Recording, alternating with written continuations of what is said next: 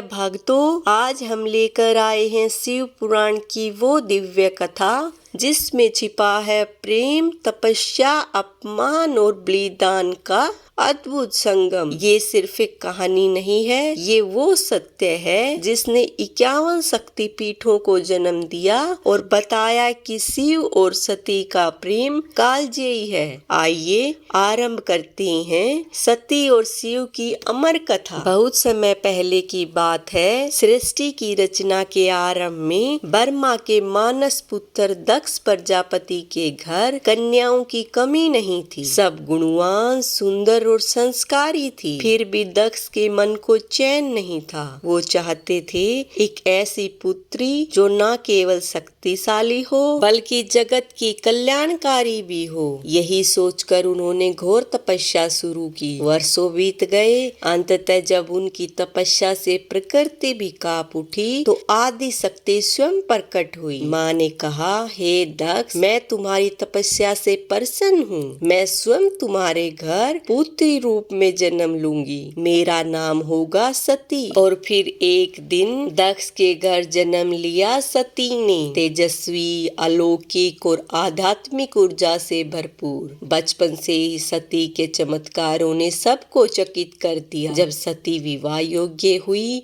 तो दक्ष चिंतित हो उठे। ऐसा वर कहाँ मिलेगा जो इस दिव्य कन्या के योग्य हो। तभी ब्रह्मा जी ने कहा, सती स्वयं आधा शक्ति है और उनका मिलन सिर्फ शिव से हो सकता है। शिव ही उनके लिए योग्य वर है। दक्ष ने सहमति दी और फिर वह दिन आया जब सती का विवाह कैलाशपति शिव से हुआ। एक योगी जो भस्म रमाए, तांडव करे, शमशान में वास करे, वही सती के जीवन साथी बने। सती अब कैलाश पर्वत पर शिव के साथ रहने लगी। लेकिन यही बात दक्ष के भीतर एक आग की तरह रही। उन्हें शिव का जीवन तरीका स्वीकार नहीं था। और तभी हुआ एक ऐसा प्रसंग जिसने आगे चलकर इतिहास बदल दिया। ब्रह्मा जी की एक सभा आयोजित हुई थी। सभी देवता वहां मौजूद थे। दक्ष जब सभा में आए तो सब देवता उठकर खड़े हो गए, परंतु शिव अपनी साधना में लीन रहे। उन्होंने न तो नमस्कार किया न ही दृष्टिपात। बस यहीं से दक्ष के अहंकार को गहरी ठेस लगी। मेरे दामाद ने मेरा अपमान किया है। यही सोचकर उन्होंने शिव के प्रति वैर भाव पाल लिया और प्रतिशोध लेने की ठान ली। कुछ समय बाद दक्ष ने एक विशाल यज्ञ का आयोजन किया। भव्य, दिव्य और देवताओं से भरा हुआ। सबको निमंत्रण भेजा गया पर भगवान शिव को नहीं। जब कैलाश पर सती ने देखा कि अनेक विमान पिता के यज्ञ की ओर जा रहे हैं तो उन्होंने भगवान शिव से पूछा, प्रभु ये सब कहाँ जा रहे हैं? शिव मुस्कुराए और बोले, तुम्हारे पिता ने एक बड़ा यज्ञ रखा है, सब वहीं जा रहे हैं, पर मुझे निमंत्रण नहीं मिला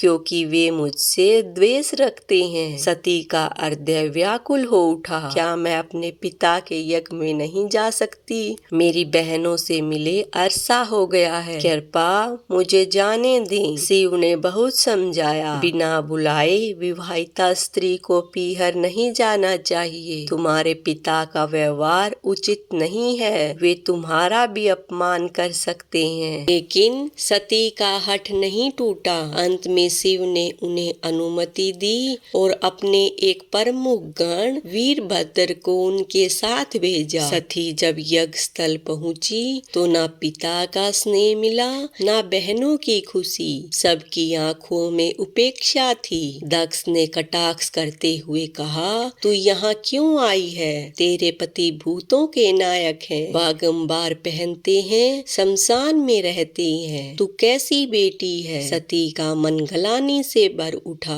उन्होंने सोचा, शिवजी ने ठीक ही कहा था, बिना बुलाए पीहर नहीं आना चाहिए था। फिर वे यज्ञ मंडप में पहुंची। सबके देवताओं के भाग थे पर शिव के लिए नहीं। सती ने पूछा, पिताजी मेरे स्वामी का भाग क्यों नहीं है? दक्ष बोले, तेरे शिव को मैं देवता नहीं मानता, वह अशुद्ध है, अघोरी है। उसे कोई भाग नहीं मिलेगा। यह सुनकर सती का संपूर्ण शरीर क्रोध, पीड़ा और गलानी से कांप उठा। उनके नेत्र जल उठे, मुख पर तेज छा गया। उन्होंने सबके समक्ष कहा, जिस स्त्री के पति का अपमान हो और वह मौन रहे, उससे बड़ा पाप कुछ नहीं। आज मेरे पिता ने मेरे स्वामी का अपमान किया है, अब मैं इस शरीर को नहीं रख सकती। और यह कहकर सती यज्ञ की प्रज्वलित अग्नि में कूद गई। यज्ञ मंडप में कोहराम मच गया। वीरभद्र क्रोध से तांडव करने लगे। उन्होंने यज्ञ विध्वंस कर दिया और दक्ष का मस्तक काट दिया।